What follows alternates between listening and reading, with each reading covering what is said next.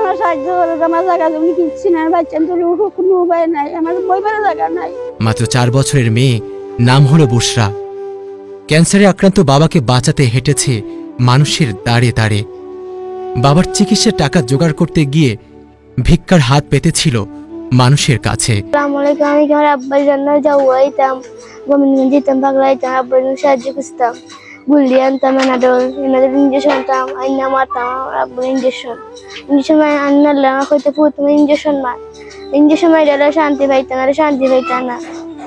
অসহায় 6 কন্যার পিতা জনাব লোকমান আলী দীর্ঘদিন ধরে মরণব্যাধি ক্যান্সারের সাথে লড়াই করে অবশেষে 2রা মে শুক্রবার পরপারে পাড়ি জমান। 10 ব্যাগের মতো আমরা ব্লাড দিচ্ছি এবং আর্থিকও কিছু সহযোগিতা করছি। ওনারা আমারে বলতো উনি জীবিত থাকা অবস্থায় যে আসিয়া দেখতাম, বা ওনার বাচ্চা কাচ্চারা খুব বেশি অসহায়, কিন্তু সময়ের কারণে হোক আর যেই কারণে হোক আসতে পারছি না। তো গতকালকে উনি মারা গেছেন ওই রুগীটা। তো ওনার ওয়াইফ আফিয়া বেগম আমারে কল দিয়া যে কান্নাকাটি করছেন বাচ্চারা, তো না পারি আজকে আমরা আইছি। আসলে যেটা বুঝলাম, অতদিন আসলে আমরা এই পরিবেশটা বুঝছিলাম না, এখন এখানে আসলে আমরা খুব বেশি এরকম পরিবেশ বা তারা এত কষ্টে আছে, এইরকম গড়ে মানুষ এখনো থাকে, এখানে না আসলে আসলে বুঝতাম না এত বেশি কষ্ট আছে। তো আমার মনে হয় যে আমি আমার জীবনে যত মানুষের যত কিছু করছি সবচাইতে মনে হয় অসহায় এরাও। তো আমি সবার কাছে অনুরোধ করবো যে এই যে 6টা বাচ্চা, 6টা মেয়ে উনার আর একটা ছেলে, তো এই বাচ্চার তো কোনো কিচ্ছু নাই, এক বাবা ছিল তারা জায়গা জমি ভূমি নাই, বাড়ি নাই, মামুর বাড়িতে ওনারা থাকেন। আমি মনে করবো যে আপনারা ওনার যেভাবে পারেন, যতটুকু পারেন, আপনারা যদি একবার আইয়া দেখুন, তাইলে আমার মনে হয় না কেউ এখান থেকে আইয়া চোখ না ভিজে যাইবা এরকম অবস্থা।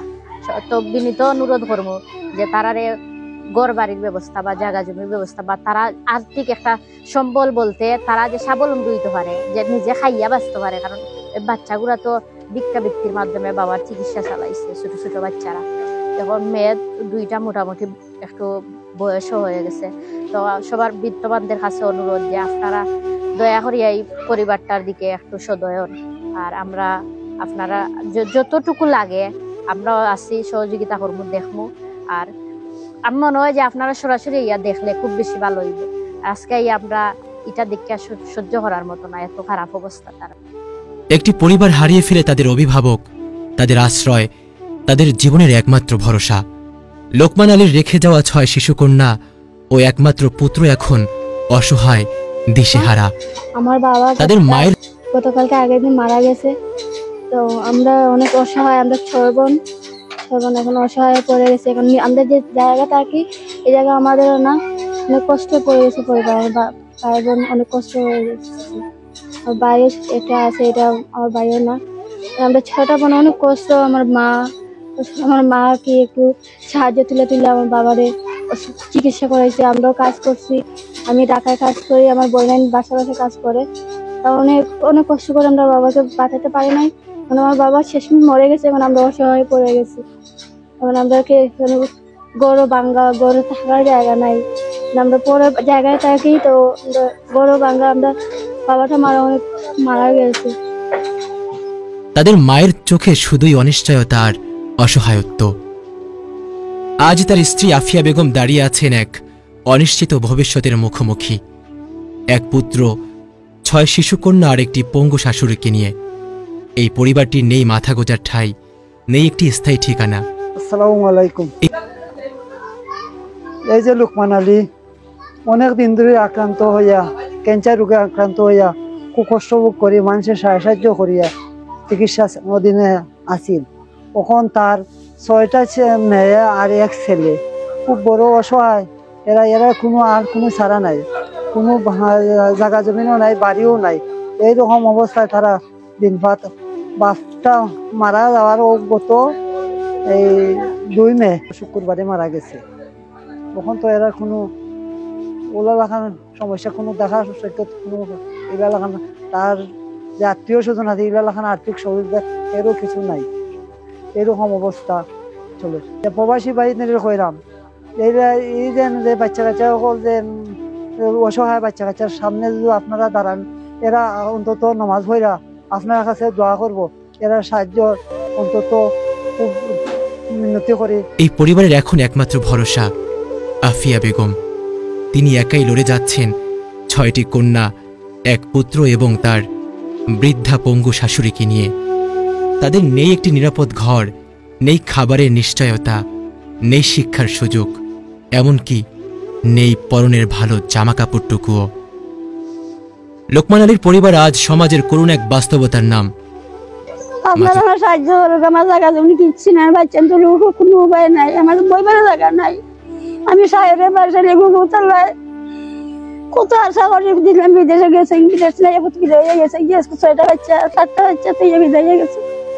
এই বাচ্চা উপায় আপনারা মনে খবর নাই, আর কোনো খবর আপনার ব্যবস্থা কোনটা নাই আমার কইয়া। আপনারা যতটা তুই চাইলে আমি অনুরোধ করবো আপনারা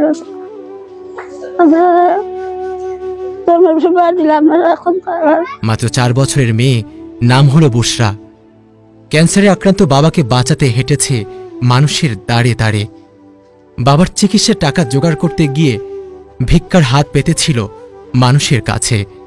গড়টা দেখা বাঙ্গা যে গড়টা, এই গড়টাও তারার না, জায়গাটাও তারার না, তারা জায়গায় কি গড় বানাইয়া বাঙ্গা একটা গড়ের মতো থাকে। আর যে লোকটা লোকমান আলী মারা গেছেন, উনার যে বৃদ্ধ মা, উনারও ফাও বাঙ্গা, একবারে বৃদ্ধ অচেতন। তাইলেই উনার স্ত্রী আর উনার মা আর এই 7টা বাচ্চা নিয়া তারা আসলে খুব একটা সাগরের মধ্যে যেরকম এরকম আছে। তা সবার কাছে বিনীত অনুরোধ যে উনারারে কোনোভাবে যদি কোনো সহযোগিতা করে একটা পথে লাগানো যায়, তারার একটা স্বাবলম্বী করার ব্যবস্থা যদি করা যায়, সবার কাছে আমরা সবাই অনুরোধ করি। অথচ আজ তার থাকার কথা ছিল স্কুলে, খেলার সাথীদের সাথে খেলাধুলা করে আনন্দের সময় কাটানোর কথা ছিল, কিন্তু বাস্তবতা বড়ই আজব। বাবাকে হারিয়ে আজ সে এক কঠিন কাঠগড়ায় দাঁড়িয়েছে। আসসালামু আলাইকুম। আমরা অনেকদিন যাবৎ চেষ্টা করতেছি এখানে আসার জন্য আর কি।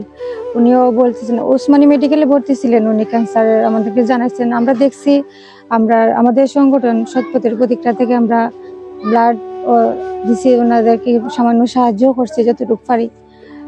গতকাল ফোন দিয়ে বলছেন যে উনি নাকি মারা গেছেন, শুনে খুব খারাপ লাগছে।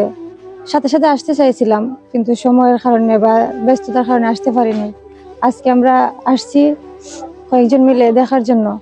ফোনে বা হসপিটালে দেখে যতটা খারাপ লাগছে, তার বাসাতে এসে দেখে আরো বেশি, এর চেয়ে বেশি খারাপ লাগতেছে। না ঘর বাড়ি আছে তাদের, আমার মনে হয় একবেলা খাইলে পরে বা কি খাইবো তারা, কি না খাইবো এটার কোনো ঠিক ঠিকানা নাই। আমার অনুরোধ, যদি সবাই পারেন, আমরা তো অনেক টাকা পয়সা অনেক দিকে ব্যয় করি, অনেক কাজে ব্যয় করি, একটু ব্যয় না হয় আমরা এই বাচ্চা খাচ্ছে, 6টা বাচ্চা খাচ্ছে ছোট ছোট।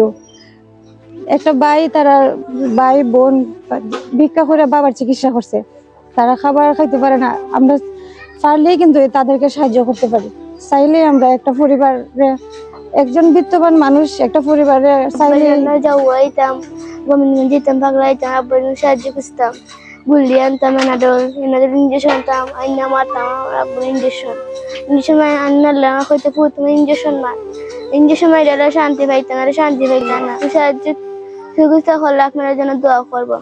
আমি কোরআন চুপ করছি, আপনার কোরআন চুপ করে নেওয়া, সেটা আপনার জন্য দোয়া করবো।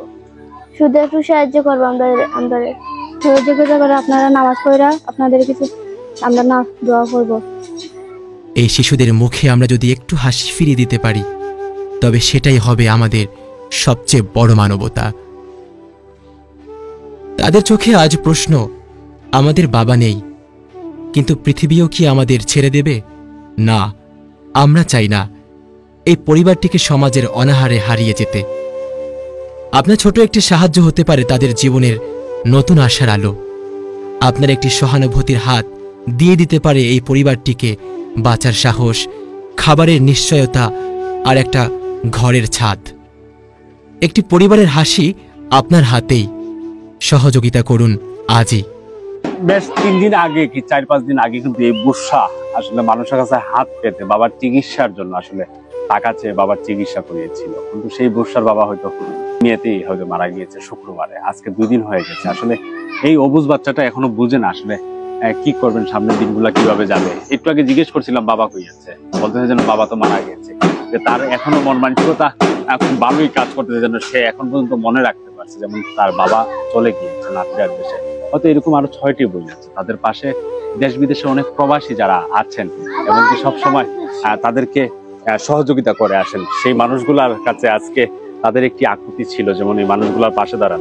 আমি যে বাসাটির নিচে আছি, এই যে টিনের যে বাড়িটি রয়েছে, সেই বাড়িটিও হয়তো তাদের না, হয়তো অন্য কেউ জায়গা, বাট তারা বসবাস করে। এরকম অনেকেই আছেন আমরা এই গ্রামের মাঝে যতটুকু জানতে পেরেছি, যেমন তাদের থাকার মতো জায়গা নেই। যেই মানুষটা মারা গেছে তার মা কিন্তু লাঠি বট দিয়ে হাঁটে এবং কি লাঠি বট দিয়ে আসলে তার যাত্রাটা শুরু হয়, কিন্তু সেই মানুষগুলাকে দেখার মতো হয়তো মানুষ নেই। এবং কি তাদের একটি আকুতি, যেমন সরকার থেকে যদি ভূমিহীন যারা আছে তাদেরকে যদি একটা পুনর্বাসন করে দেওয়া হয় এবং কি দেশ বিদেশের প্রবাসী যারা আছে, বৃদ্ধশালী যারা আছে, তারা যদি এগিয়ে আসে, হয়তো এই মানুষগুলোর দুঃখে কষ্টের যে একটা গল্প ছিল, হয়তো সেই গল্পটা থাকবে না। ফরহাদ হাসান, প্রাইম সিলেট।